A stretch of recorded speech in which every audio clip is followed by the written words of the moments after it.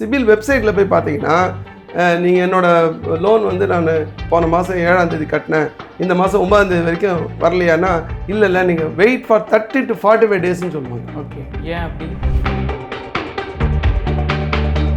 சரி, இப்போ பேங்க்கில் கேட்டால் உங்கள் சிபில் ஸ்கோர் 600 கீழே இருக்குது, எப்படியா லோனே வாங்கலையானா, இல்லை உங்கள் ஹஸ்பண்ட் லோனில் உங்களை வந்து இணைச்சிட்டாரு. என்ன செட்டில்மெண்ட் போட்டாலும் அதுக்கு பெரிய அர்த்தம் இல்லை. நீங்கள் வந்து ஒருவேளை அரசாங்கமே முடிவெடுத்து விவசாயிகளுக்கு கடன் தள்ளுபடி பண்ணால் கூட அது சிபில் ஸ்கோரில் அஃபெக்ட் ஆக மாட்டேன். ஏன்னா இப்போ ஃபார்மர்ஸுக்கு இது வந்துடுச்சு. ஒரு பேங்க்கு ரிட்டையர்மெண்ட் ஆன உங்களுக்கே இப்படி ஒரு சிச்சுவேஷனை ஃபேஸ் பண்ணுறீங்கன்னா, சாதாரண மக்கள் இதை ஃபேஸ் பண்ணுறவங்க என்ன மனநிலைக்கு தள்ளப்படும்? அதனால தான் நான் சொன்னேன், CIBIL score is only entry point. அவங்க வேறு ஏதோ யோசிக்கிறாங்க, என்ன யோசிக்கிறான்னு சொல்ல மாட்டேங்கிறாங்க. ப்ரீவியஸாக லோன் வாங்கினவங்க, நான் என் ஃப்ரெண்ட்ஸில் பேசினதில் அவங்க லோன் வாங்கியிருக்கிறாங்க, ப்ராப்பராக செட்டில் பண்ணியிருக்கிறாங்க. 1 லோன் 2 லோன் 3 லோன் வரைக்கும் கூட வாங்கி செட்டில் பண்ணியிருக்காங்க. ஸ்கோருமே கூட நல்லா இருக்குது, ரீபே பண்ணுறதுல எக்ஸலண்ட்டாக இருக்குது. மற்ற எல்லாமே ஒரு 700 720க்கு மேலே இருக்குது. இருந்தும் அவங்களுக்கு லோன் கிடைக்க மாட்டேங்குது. அப்போது இது எப்படி அட்ரஸ் பண்ணுறது? 725 இருந்தால் கிடையாது, 750 இருக்கணும்ல. ஓகே, நீங்கள் வந்து ஏன் 725 இருக்குன்னு கேட்க முடியாது அவங்ககிட்ட. நீங்கள் எனக்கு கூட தெரிஞ்ச ஒரு நண்பர் இருக்கார், அவர் 3 தடவை கோல்டு லோன் வாங்கியிருக்காரு. நான் செக் பண்ணேன், 3 தடவையும் 1 இயர் பீரியடுக்குள்ளே கரெக்டாக கட்டியிருக்காரு. அவருக்கு 725 தான் சிபில் ஸ்கோர் இருக்குது. அந்த நம்பரை டிசைட் பண்ணுறது என்னென்னு, அந்த நம்பர் யார் டிசைட் பண்ணுறது, எப்படி டிசைட் பண்ணுறதுன்றதுலாம் கேள்வியே இல்லை. இது இதுதான் நம்ம சொல்கிறோம், இது வந்து ஒப்பேக்காக இருக்குது, டிரான்ஸ்பரன்சி இல்லை, அக்கௌண்டபிலிட்டி இல்லை, லாஜிக் இல்லை, கிரீவன்ஸ் ரெட்ரஸல் மெக்கானிசம் ரொம்ப புவராக இருக்குது, இப்படி நிறைய விஷயங்கள் இருக்குது. இப்போ ரிசர்வ் பேங்க் வந்து ஒரு போன ஜூன் மாதம், இந்த போன ஆகஸ்ட் மாதம் வந்து ஒரு இது போட்டிருக்காங்க, கைட்லைன் கொடுத்துருக்காங்க 2024. இப்போ இந்த சிபில் ரிப்போர்ட்லாம் ரொம்ப நிறைய கம்ப்ளைண்ட் வருது, அதனால் நீங்கள் உடனே பண்ணணும் அப்படின்னு சொல்லியிருக்காங்க. 15 நாளைக்கு ஒரு தடவை பண்ணணுன்றாங்க. இப்போ என்ன பண்ணுறாங்கன்னா 30 நாளைக்கு ஒரு தடவை பண்ணுவாங்க, 30 நாளைக்கு ஒரு தடவை பண்ண மாட்டாங்க. அது நான் 30 35 40 நாள் ஆகும். அதுக்கப்புறம் இப்போ நீங்கள் ரிசர்வ் பேங்க் கைட்லைன் வந்து 30 நாளைக்குள்ளே பண்ணணுன்னு தெளிவாக இருக்குது. ஆனால் நீங்கள் சிபில் வெப்சைட்டில் போய் பார்த்தீங்கன்னா, நீங்கள் என்னோடய லோன் வந்து நான் போன மாதம் 7ஆம் தேதி கட்டினேன், இந்த மாதம் 9ஆம் தேதி வரைக்கும் வரலையானா, இல்லை நீங்கள் வெயிட் ஃபார் 30 to 45 டேஸ்ன்னு சொல்லுவாங்க. ஓகே, ஏன் அப்படி? அவங்க போடுறாங்க. அதான் ரிசர்வ் பேங்கோட கைட்லைன் இவங்க யாரும் மதிக்கிற மாதிரி இல்லை. சிபிலும் மதிக்கிறது இல்லை, கடன் கொடுக்குற இன்ஸ்டியூஷனும் மதிக்கிறது இல்லை. அப்போ அதனால் வந்து 30 to 45 டேஸ் வெயிட் பண்ணு அப்படின்வாங்க. 45 டேஸ் வரைக்கும் வெயிட் பண்ணதுக்கப்புறம் சிபில் ஒரு 7 நாள் எடுத்துக்கும், 7 நாள் 10 நாள் எடுத்துக்கும். ஆக ப்ராக்டிக்கலாக 2 மாதம் ஆகிடும். அப்போ 2 மாதத்து வரைக்குள்ளே உங்களுக்கு வந்து தேவையான அந்த அப்டேஷன் கிடைக்கலன்னு சொன்னால் உங்களுக்கு வந்து எங்கள் லோன் வந்து பாதிக்கப்படும் நீங்கள் போகும்போது. இப்படி நிறைய இன்டர்னல் இஷ்யூஸும் நிறைய இருக்குது அதுக்குள்ளே. இப்போ என்ன பண்ணுறாங்க, 15 நாளைக்குள்ளே கொடுக்கணும், 5 நாளைக்குள்ளே நீங்கள் அப்டேட் பண்ணணும்லாம் சொல்லியிருக்காங்க. ஆனால் ப்ராக்டிக்கலாக என்ன விஷயம் நடக்குதான் மானிட்டர் பண்ணுற நடக்குதான் மானிட்டர் பண்ணுறதுல ரிசர்வ் பேங்க் இருக்குது. ரிசர்வ் பேங்க் என்ன சொல்லுதுன்னா, நான் வந்து ஒரு சட்டம் இருக்குது 2005 வந்து இதெல்லாம் கட்டுப்படுத்தக்கூடிய கிரெடிட் மானிட்டர் இன்ஃபர்மேஷன் ஆக்ட்னு ஒரு ஆக்ட் இருக்குது. அதுபடி நம்ம மேலே ஃபைன் போடுவாங்க. அந்த ஃபைன்லாம் பார்த்தீங்கன்னா ஒன்றுமே இல்லை, ஒரு பீனட், ஒரு சாதாரண விஷயமா இருக்கும். உங்களுக்கு வந்து டிலேடாக கொடுத்தாக்க ஒரு 100 ரூபா கொடு ஃபைனு ஒரு நாளைக்கு அப்படின்னு இருக்கும். இதெல்லாம் வந்து ஒரு கோடியாக thousands of crores சம்பாதிக்கிற கிரெடிட் இன்ஸ்டியூஷனுக்கு அது ஒன்றுமே இல்லை. 100 ரூபாங்கிறது எந்த மூலைக்கு அவங்களை செக் பண்ணுறதுக்கான ஏற்பாடே இல்லை. அது முதல்ல வந்து இந்த சிபிலோட நம்ம ஸ்கோரு மற்றதெல்லாம் ப்ராப்பராக அவங்க மட்டும்தான் வச்சுருக்காங்களா, அது யாருக்கு ஷேர் ஆகுதுன்றதுக்கான இதுவே இல்லை. இப்போ சின்ன அக்கௌண்டபிலிட்டி இல்லை. மொபைலில் நான் வாங்குற லோனு நிறைய பேர் பார்க்குறோம், மொபைல் லோனு, சின்ன ஸ்மால் ஃபைனான்ஸ் லோனு, இப்போ ஒரு கார் எடுக்கிறோம் அப்படின்னா அதுக்கான லோன், இந்த மாதிரி சின்ன லோன்ஸ் எல்லாம் இருக்குல்ல. இப்போ இவங்கெல்லாம் சிபில் ஆக்சஸ் பண்ண முடியுமா? பண்ண முடியும். அதாவது வந்து இப்போ உதாரணத்துக்கு ஒரு ஆட்டோ லோன் இருக்குது. இப்போ நீங்கள் பார்த்தீங்கன்னா ஊர் பூரா எங்கே பார்த்தாலும் ஃபஸ்ட் ஹேண்ட் வெஹிக்கிளோ இல்லை யூஸ்டு வெஹிக்கிளோ ஆட்டோ லோன் கொடுக்குறேன்னு சொல்லி அங்கங்கே கடை திறந்துச்சு. அவங்களாம் ப்ராக்டிக்கலி ஒரு தனியார் நிதி நிறுவனம் தான், ப்ரைவேட் ஃபினான்சியர்ஸ்னு சொல்லலாம். இப்போ முன்னாடி வந்து கந்து வட்டிக்காரங்கன்னு சொல்லுவாங்க இல்லையா, அது மாதிரி ஒரு ப்ரைவேட் ஃபினான்சியர்ஸ் தான். அவங்க வந்து சிபிலில் மெம்பராக இருந்தாங்கன்னா அவங்களுக்கு ஆக்சஸ் உண்டு. ஓகே, ஈவன் லோன் ஆப் இருக்கு இல்லையா, லோன் ஆப் வந்து கண்ணாபனான் ரேட் ஆஃப் இன்ட்ரெஸ்ட், அவங்க கூட சிபிலில் வந்து ரிஜிஸ்டர் பண்ணியிருந்தாங்கன்னா அவங்களுக்கு கூட ஆக்சஸ் உண்டு. இப்போது ஆக்சஸ் உண்டுன்னா அவங்க ரிப்போர்ட்டை பார்க்குறது மட்டும் இல்லை. இப்போ நீங்கள் வந்து ஒரு ஆட்டோ லோன் வாங்குறீங்க. இப்போ எனக்கு தெரிஞ்ச ஒரு நண்பர், அவர் வந்து ஒரு 2 வீலர் லோன் வாங்கினார். அவர் வந்து 1.25 லட்ச ரூபா கொடுத்து ஒரு 2 வீலர் வாங்கினார். வாங்கி ஒரு 6 மாதம் 8 மாதம் ஒழுங்காக கட்டியிருந்தார். அவரோட மனைவியை கோபாரையராக போட சொல்லி பேங்க்கில் சொல்லியிருக்காங்க. அந்த கடை வாங்குற இடத்துல அவர் சொல்லியிருக்கார் போல் இருக்கு, நீங்கள் மனைவியும் கோபாரையராக போடுங்க. அவங்க ஒன்றும் பெரிய கவர்மெண்ட் வேலையிலேயோ வேறு எங்கேயோ இல்லை, அவங்களும் வந்து தனியார் நிறுவனத்தில் எங்கேயோ தான் வேலை செஞ்சிட்ருக்காங்க. அவங்களுடைய சேலரி சர்டிஃபிகேட் கூட கிடையாது அவங்களுக்கு, கோபாரையராக போட்டிருக்காங்க. இவர் வந்து ஒரு வருஷம் கழிச்சு ஆக்சிடென்ட் ஆகிடுச்சு அந்த வண்டி. ஆக்சிடென்ட் வந்து சுக்குநூறாக போயிடுச்சு. இன்சூரன்ஸ் கம்பெனிக்காரன் வந்து உங்கள் ஃபால்ட்டு தான் அப்படின்னு சொல்லிட்டு அங்கே 1.25 லட்சம் ரூபாய்க்கு அவன் வந்து ஒரு 20,000 25,000 தான் கொடுத்து இன்சூரன்ஸ் எதிர்பார்த்த அமௌண்ட் வரல, கொடுக்கல. அப்போ இவங்க லோன் அவுட்ஸ்டாண்டிங் பார்த்தீங்கன்னா அவர் ஒரு 3 வட்டி, அது அந்த ஆட்டோ லோன் கொடுத்து 3 வட்டி. இவர் ஒரு வருஷம் கட்டியும் கூட அது 1.25 லட்சத்துக்கு அந்த ரேஞ்சிலே நிற்குது. அது இப்போ கையில் வந்து 25,000 தான் கிடைக்குது, பாக்கி 1 lakh அவருக்கு டியூ. அந்த 1 lakhக்கு வந்து வேற எங்கேயோ ப்ரைவேட் சோர்ஸில் அங்கே எங்கே கடன் வாங்கி அவர் வந்து ஒரு 80,000 தான் என்னால் கொடுக்க முடிஞ்சது அப்படின்னு சொல்லியிருக்காரு. அவரும் வந்து ஒத்துக்கினார். ஏன்னா ஏற்கனவே அவர் நிறைய வட்டி போட்டு வாங்கிட்டார். வாங்கி ஒரு 1 டைம் செட்டில்மெண்ட் போட்டு 20,000 தள்ளுபடி பண்ணி போட்டார். செட்டில்மெண்ட் அந்த லோன் செட்டில் ஆயிடுச்சு. இந்த லேடி அவங்க ஒய்ஃப் இருக்காங்க இல்லையா, அவங்களுக்கு ஒரு லோன் வேணும்னு கேட்டாங்க. ஒரு 50,000 ரூபா ஒரு எனக்கு வந்து ஒரு லோன் வாங்கி கொடுங்கன்னு என்னை வந்து அப்ரோச் பண்ணாங்க. நான் வந்து ஒரு 3 தையல் மிஷின் வச்சு நானும் என் ஃப்ரெண்ட்ஸும் வந்து தைச்சி பழச்சிக்கிறோம் அப்படின்னு. ஒரு தையல் மிஷின் வந்து 13,000 12,000 அது ஒரு நல்ல இந்த தையல் மிஷின் சொல்லிட்டு. சரி, இப்போ பேங்க்கில் கேட்டால் உங்கள் சிபில் ஸ்கோர் 600 கீழே இருக்காங்க, எப்படியா லோனே வாங்கலையானா இல்லை உங்கள் ஹஸ்பண்ட் லோனில் உங்களை வந்து இணைச்சிட்டாரு. சரி, எங்கே வாங்கினான்னு பார்த்தா இது ஃபைனான்சியர் லோனு. இந்த ஃபைனான்சியர் வாங்கின லோனில் 1 டைம் செட்டில்மெண்ட் போட்டு முடிஞ்சும் போச்சு, அவர் லோன் க்ளோஸ்னு காமிச்சிட்டாரு.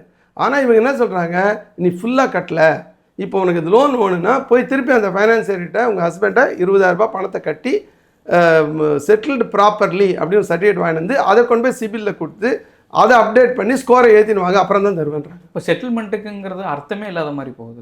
ஆமாம், செட்டில்மெண்ட்டுக்கு அர்த்தமே இல்லாமல் தான் போகுது. நீங்கள் வந்து என்ன செட்டில்மெண்ட் போட்டாலும் அதுக்கு பெரிய அர்த்தம் இல்லை. நீங்கள் வந்து ஒருவேளை அரசாங்கமே முடிவெடுத்து விவசாயிகளுக்கு கடன் தள்ளுபடி பண்ணால் கூட அது சிபில் ஸ்கோரில் அஃபெக்ட் ஆகாமல் இருக்கும். ஏன்னா இப்போ ஃபார்மர்ஸுக்கும் இது வந்துடுச்சு, எம்எஃப்ஐக்கும் வந்துடுச்சு. இப்போ எம்எஃப்ஐலாம் வந்து கடுமையாக இன்ட்ரெஸ்ட் சார்ஜ் பண்ணுறாங்க.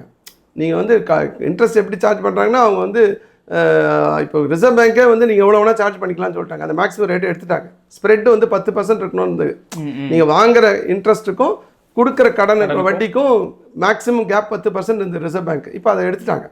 இப்போ அவங்க 26, 28, 30% கூட அவங்க சார்ஜ் பண்ணிக்கிறாங்க.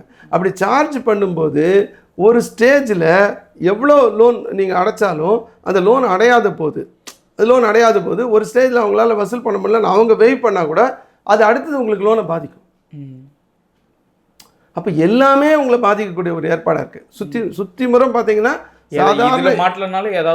சாதாரண ஏழை எளிய மக்களுக்கு வந்து உங்கள் சிபில் ஸ்கோர்ன்றது ஒரு நெகட்டிவ் காம்பனண்ட்டாக தான் இருக்கே தவிர உங்கள் ஒரு பாசிட்டிவ் காம்பனண்ட்டாக இல்லை. எஸ், அதே மாதிரி புதுசாக கடன் வாங்குறவங்களும் பெரிய பிரச்சனைக்குள்ளே இருக்காங்க. இப்போ ஒரு லோன் இருக்கிறவங்களுமே கூட, இப்போ ஒரு லோன் இருக்கவங்க கரெக்டாக பேமெண்ட் கட்டுறாங்க, பேமெண்ட் டேட்டில் கரெக்டாக அவங்க அக்கௌண்ட்லேருந்தே ஆட்டோ டெபிட் ஆகுறது, அந்த விஷயங்கள்லாம் கூட பார்க்குறோம். அப்படி இருக்கிறவங்களுக்குமே கூட சிபில் ஸ்கோர் கம்மியாகுது. இப்போ என்னுடைய சர்க்கிள்லேயே அந்த மாதிரி நான் ஃபேஸ் பண்ணியிருக்கேன், நான் ஃப்ரெண்ட்ஸும் சொல்லியிருக்கிறாங்க. இப்போ நான் என் கேஸ் எடுத்துங்க. நான் வந்து 2015 ஹவுசிங் லோன் வாங்கினேன். ஒரு பேங்க் எம்ப்ளாயி, நான் retired bank employee. At the time I was in employment. நான் ஸ்டாஃப்ன்ற முறையில் எனக்கு வந்து ஹவுசிங் லோன் கொடுத்தாங்க. ஹவுசிங் லோன் கொடுத்த உடனே எனக்கு வந்து இஎம்ஐ வந்து 18,500 ரூபா மாதம் கட்டணும்னு சொல்லிட்டு இது பண்ணாங்க. எனக்கு வந்து ரிட்டையர்மெண்ட்டுக்கு அப்புறமா 10 வருஷம் வரைக்கும் அந்த லோனை ரீட்டைன் பண்ணிக்கிறதுக்கு பேங்க் வந்து அக்செப்ட் பண்ணாங்க. ஏன்னா நான் பென்ஷனர், என் பென்ஷன்லேருந்து அதை டெபிட் பண்ணிக்கலாம் அப்படிங்கிறதுக்காக. அப்போ நான் என்ன பண்ணேன், நான் 18,500 ரூபா மேண்டேட் போட்டு ஸ்டாண்டிங் இன்ஸ்ட்ரக்ஷன் போட்டு கொடுத்துட்டேன். என் சம்பளம் வந்து எந்த அக்கௌண்ட்டில் கிரெடிட் ஆகுமோ அந்த அக்கௌண்ட்லேருந்து 18,500 ரூபா பிடிச்சிடுவாங்க. ஓகே, இப்போ ஆட்டோ டெபிட் அது வந்து ஸ்டாண்டிங் இன்ஸ்ட்ரக்ஷன். இப்போ நான் ரிட்டையர் ஆனதுக்கப்புறம் என் அக்கௌண்ட்டில் தான் அதே பென்ஷன் வந்து அதே அக்கௌண்ட்டில் வந்து அதே 18,000 ரூபா பிடிச்சிருக்காங்க. இப்போ நான் சிபில் ஸ்கோர் எடுத்து செக் பண்ணால் நீங்கள் வந்து 119 பேமெண்ட் ஏதோ பண்ணியிருக்கீங்க இந்த பீரியடில் 2015 அதில் லாஸ்ட்டு 12 பேமெண்ட் வந்து உங்களுக்கு வந்து இது இருக்குது, டிஃபால்ட் பேமெண்ட் அப்படிங்கிறாங்க. எப்படி நடக்கும் புரியல. அதே 5ஆம் தேதி தான் நான் 9 வருஷமாக 10 வருஷமாக 2015 ஆரம்பித்தேன் வச்சுங்களேன். கிட்டத்தட்ட 9.5 வருஷமாக நான் வந்து அதே 5ஆம் தேதி தான் டெபிட் பண்ணிருக்காங்க. சரி, இது என்னடா இப்படி வருதுன்னு சொல்லி பேங்க்குக்கு நான் கரஸ்பாண்ட் பண்ணால் பதிலே இல்லை. சரி, இதெல்லாம் மீறி என்னோட ரேட்டிங் பார்த்தீங்கன்னா எக்ஸலண்ட்டாக இருக்குது. 772 பாயிண்ட் இருக்குது, குட். நான் வந்து சிபில் ஸ்கோரில் குட்டு. சரி, குட்டுனா நம்ம வந்து குட்டாக இருக்கோம் அப்படின்னு சொல்லிட்டு மற்றதெல்லாம் என்னோட ஹிஸ்ட்ரி, என்னோட என்கொயரி, என்னோட இது எல்லாத்துலேயுமே எக்ஸலண்ட் இருக்குது. இது மட்டும் 12 பேமெண்ட் இல்லைன்னு வருது. பட் மற்றபடி என்னோட ஸ்கோர் ரொம்ப நல்லா இருக்குன்னு சொல்லி பேங்க்குக்கு போனோடனே நீங்கள் கிரெடிட் கார்டு வாங்கிக்கங்க அப்படின்னாங்க. ஓகே, சரி கிரெடிட் கார்டு வாங்கிக்கங்கன்னு சொல்கிறாங்களேன்னு சொல்லி ஒரு கிரெடிட் கார்டு அப்ளை பண்ணலான்னு சொல்லி அப்ளை பண்ணால் பேங்க் என்ன பண்ணிட்டாங்க, இதை நாங்கள் டீல் பண்ண மாட்டோம், இது வந்து வெளியால் தான் டீல் பண்ணுவாங்க அப்படிங்கிறாங்க. என்னங்க கிரெடிட் கார்டு வாங்குறேன்னு நீங்கள் கேட்குறது நீங்கள், அப்புறம் வெளியால் டீல் பண்ணுவாங்க. இல்லைங்கிறாங்க, அதெல்லாம் அவுட் சோர்ஸ் பண்ணிட்டோம் அப்படிங்கிறாங்க. யாரோ ஒரு நம்பர் கொடுக்குறாங்க, ஒருத்தர் நம்பர், அவங்கள நான் நீ வரைக்கும் பார்க்கல. ஒரு லேடி பேசினாங்க, மேனேஜர் நம்பி நம்பர் கொடுக்குறாருன்னு சொல்லி நான் அவங்களோட டீல் பண்ணுறேன். இல்லைனா முகம் தெரியாத ஆளாக தான் நான் டீல் பண்ண மாட்டேன். ஒரு இதை பற்றி ஒரு விழிப்புணர்வு கால்ன்ற முறையில் நான் டீல் பண்ண மாட்டேன். அவங்க கேட்குறாங்க, அவங்க எல்லா டீட்டெயில்ஸ் கேட்குறாங்க, கொடுத்தேன். அவங்க வந்து என்னோட பேன் கார்டு கொடு, அத்தை கொடு, இத்தை கொடு எல்லாம் கேட்டாங்க. எல்லாம் கொடுத்தான், ஸ்டேட்மெண்ட் அது இது எல்லாம் கேட்டாங்க, கொடுத்தேன். எல்லாத்தையுமே ஆன்லைனில் அப்லோட் பண்ணுங்கன்னாங்க. அப்புறம் வந்து நீங்கள் ஃபோட்டோ அனுப்புங்க, நான் ஃபோட்டோ கொடுத்தேன். ஃபோட்டோ கொடுக்கலாம் சார், ஃபோட்டோ எடுத்து கொடுக்கணும் அப்படின்னாங்க. ஃபோட்டோ எடுத்து கொடுத்தேன். ஃபோட்டோ எடுத்து கொடுத்தோன்னே செல்ஃபி எடுத்து கொடுங்கன்னாங்க. இதெல்லாம் நடந்தது. செல்ஃபி எடுத்து கொடுத்தேன். ஐயோ செல்ஃபியில் வந்து கண்ணாடி போட்டிருக்கா, கண்ணாடி கட்டிட்டு செல்ஃபி எடுங்கன்னாங்க. சரி கண்ணாடி கட்டிட்டு செல்ஃபி எடுத்து கொடுத்தேன். எல்லாம் பண்ணி முடிச்சிட்டேன். அப்புறம் உங்களுக்கு ஓடிபி வரும்னாங்க. ஒரு ஓடிபி, 2 ஓடிபி, 3 ஓடிபி, 4 ஓடிபி, 6 தடவை ஓடிபி வந்தது. 6 தடவையும் அவங்க கேட்ட போதெல்லாம் ஓடிபி நம்பரை சொன்னேன். நம்ம நார்மலாக ஓடிபிலாம் வெளில சொல்லக்கூடாதுலாம் இருக்குது, முகம் தெரியாதவங்களுக்கு. இவங்க வந்து மேனேஜர் இன்ட்ரடியூஸ் பண்ணான்ற ஒரு காரணத்துக்கு அவங்கள்ட்ட சொன்னேன். பேங்க் சைட்லேருந்து இருக்குது, அவங்க அவுட் சோர்ஸ்டாக இருந்தால் கூட ரிலையபிள். ஏன்னா நாளைக்கு எதாவது மேனேஜர் கேட்கலாம். ஒரு 1.5 மாதம் கழிச்சு உங்கள் கிரெடிட் கார்டு வந்து பாஸ் ஆகலை அப்படின்ட்டாங்க. ஏன் பாஸ் ஆகலைன்னா, இது ஆன்லைனில் பண்ண முடியாதான் சார், ஆஃப்லைனில் தான் பண்ண முடியுமா? என்னங்க நீங்கள் உங்ககிட்ட அதுக்கு ஒரு ப்ரொவிஷன் இருக்க போய் தானே அது வழியாக இவ்வளவும் கேட்டிருக்கீங்க. உங்ககிட்ட கேட்டால் அவங்க இதில் வேறு கூட என்னென்னா நாமினி ஒய்ஃப் போட்டிருந்தேன். உடனே அவங்க ஃபோட்டோ அனுப்புங்க, அவங்களோட பர்டிகுலர்ஸ் கொடுங்க, அவங்கள செல்ஃபி எடுத்து கொடுக்க சொல்லுங்கள், அவங்கள கண்ணாடி போடாமல் இருக்குது, எல்லாம் நடந்தது. அப்புறம் பார்த்தீங்கன்னா திரும்ப போய் திருப்பி ஆஃப்லைனில் இவங்க கேட்ட அத்தனை டாக்குமெண்ட்னா எப்படின்னா எல்லாத்தையும் கையெழுத்து போட்டு கொடுக்கணும். சரி பிரான்ச்சுக்கு போய் சரி ஒரு கிரெடிட் கார்டு வேணும்னா நம்ம கொஞ்சம் அழைச்சி தானே ஆகணும்னு சொல்லி கொடுத்த உடனே அது ஒரு 2 மாதம் ஓடி போச்சு. இப்போ எனக்கு இது வந்துடுச்சு, ரிப்ளை வந்துடுச்சு, இமெயில். உங்கள் கிரெடிட் கார்டு வந்து ப்ராசஸ் பண்ண முடியாததுக்கு வருந்துக்கிறோம். எதனால் எனக்கும் அது ஒரு ஆர்வம். நான் வந்து என்னோடய பென்ஷன் அங்கே தான் இருக்குது, என்னோடய பென்ஷன் அக்கௌண்ட் அங்கே தான் இருக்குது. நான் ரிட்டையர் ஆன டெபாசிட்ஸ் முழுக்க அங்கே தான் போட்டு வச்சுருக்கேன். அப்புறமா வந்து ஏன் இப்போ கிரெடிட் கார்டுனாலே வந்து ஒரு அன்செக்யூர்ட் லோன்னா நீங்கள் எந்த விதமான உங்கள்கிட்டேருந்து பிணையோ கேரண்டியோ அல்லது சொத்து அடமானமோ இல்லாத கொடுக்குறப்ப தான் கிரெடிட் கார்டு. அப்போ ஏன் ரிஜெக்ட் ஆகிடுச்சு அப்படின்னா அடுத்த லைன் என்ன சொல்லுதுன்னா, it does not mean that you are unworthy of credit. அப்போ கொடுத்துருக்கலாமே. நீங்கள் உங்கள் கிரெடிட் ஒர்த்தினஸ் கீழே இருக்கிறதுனால நாங்கள் இது ரிஜெக்ட் பண்ணல. சரி அப்புறம் எதனால் ரிஜெக்ட் பண்ணுறீங்க? However we are unable to process. அப்புறம் அடுத்த பேர் என்ன சொல்லுதுன்னா, if you have any information with regard to further income, any income, அதை நீங்கள் ஃபர்னிஷ் பண்ணுங்க.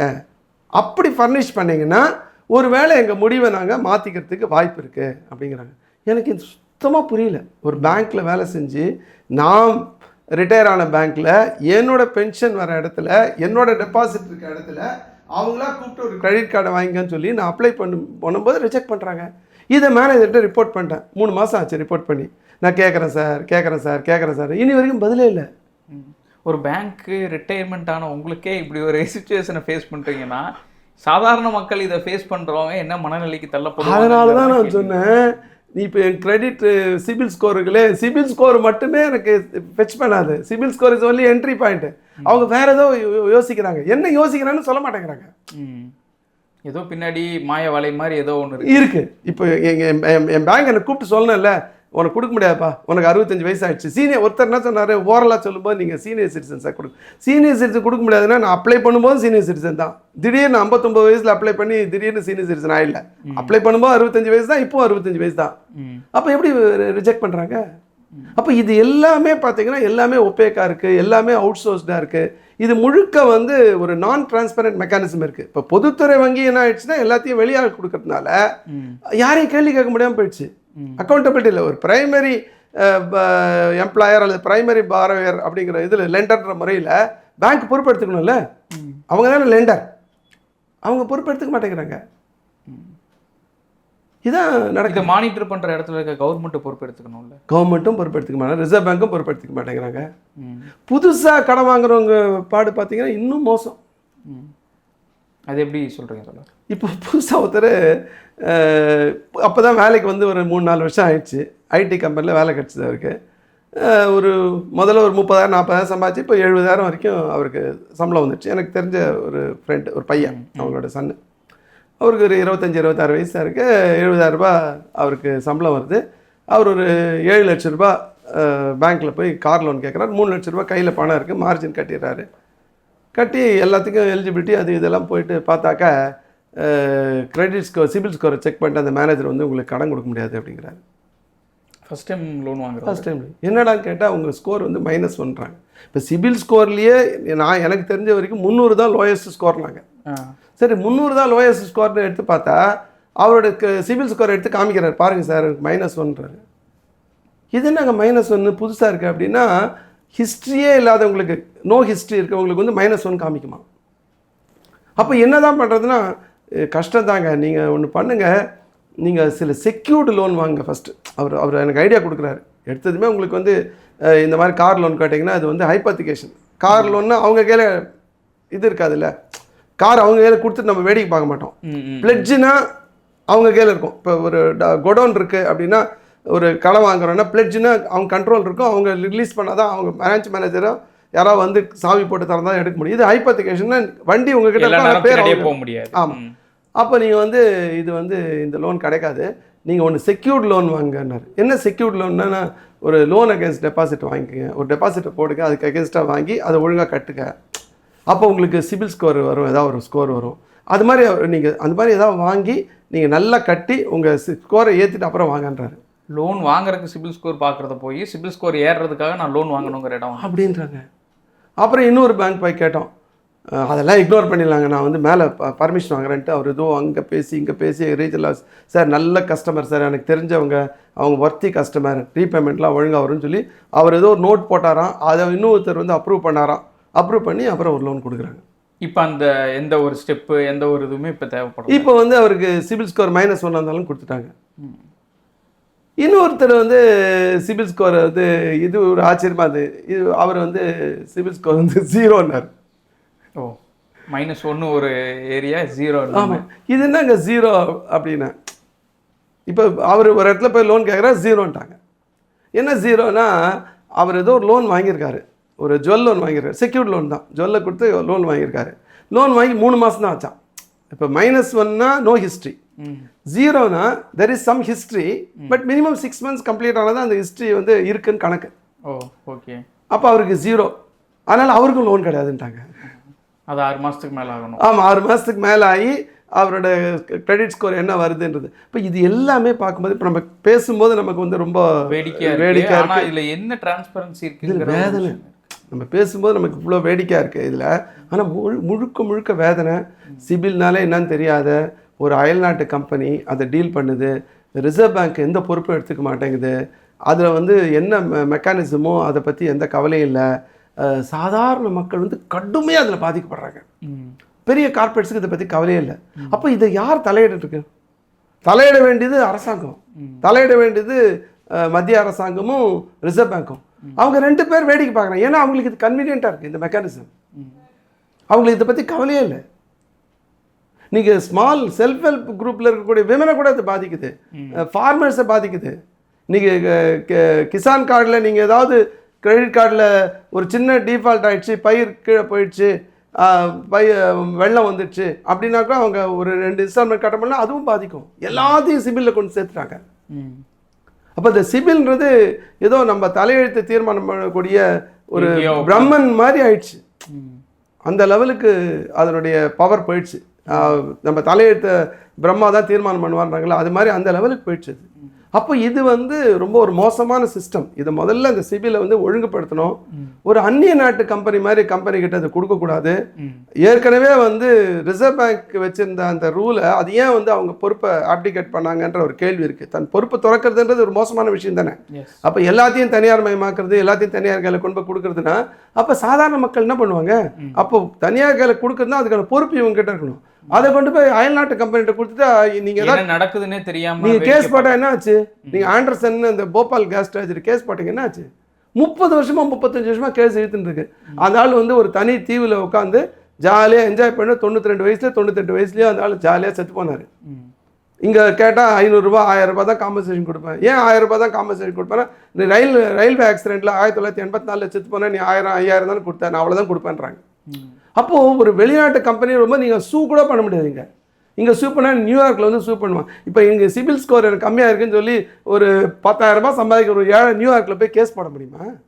நீ இந்தியாவில் இருக்க மேஜிஸ்ட்ரேட் கோர்ட்டுக்கே போக முடியாது. இங்கேருந்து 10 அடி தூரம் இருக்குது. அவர் எங்கே போய் கேஸ் போடுறது? அப்போ இது பூராவுமே ரொம்ப அட்டுழியமாக இருக்குது. இது எல்லாத்தையுமே மாற்றணும். இது ரிசர்வ் பேங்க்கு தலையிடணும், அவங்க பொறுப்பெடுத்துக்கணும். இதை சிபில்ன்ற ஒரு அமைப்பு கையில் கொடுக்குறதுன்றது சரியில்லை. அப்படி வரும்போது முதல்ல வந்து செக்ஸ் அண்ட் பேலன்சஸ் இம்ப்ரூவ் பண்ணணும். சாதாரண மக்களுக்கு கிரெடிட் டினை பண்ணுறதுக்கு இது ஒரு என்ட்ரி பாயிண்ட்டாக வைக்கக்கூடாது. இப்படி பல கோரிக்கைகள், பல டிமாண்ட் இதுக்கு பின்னாடி இருக்குது. எஸ், நீங்கள் பேசும்போது சிபில்ங்கிறது எவ்வளோ தூரம் வந்து உள்ள இன்வால்வ் ஆகிருக்கு, அதில் எவ்வளோ டிரான்ஸ்பரன்சி இல்லாமல் எவ்வளோ விஷயங்கள் நடக்குது அப்படிங்கிறது தெரியுது. அரசுமே கூட இதில் இன்னும் சொல்கிறது கூட அதீதமான வார்த்தை. அரசு இதில் முதல்ல தலையிடணும் அப்படிங்கிறதே மிகப்பெரிய முக்கியமான கோரிக்கையாகவும் இருக்குது. நிறைய விஷயங்கள் சிவில் தொடர்பாக எங்களோட பகிர்ந்துக்கிட்டீங்க. உங்களுடைய நேரத்திற்கு மிக்க நன்றி. நன்றி.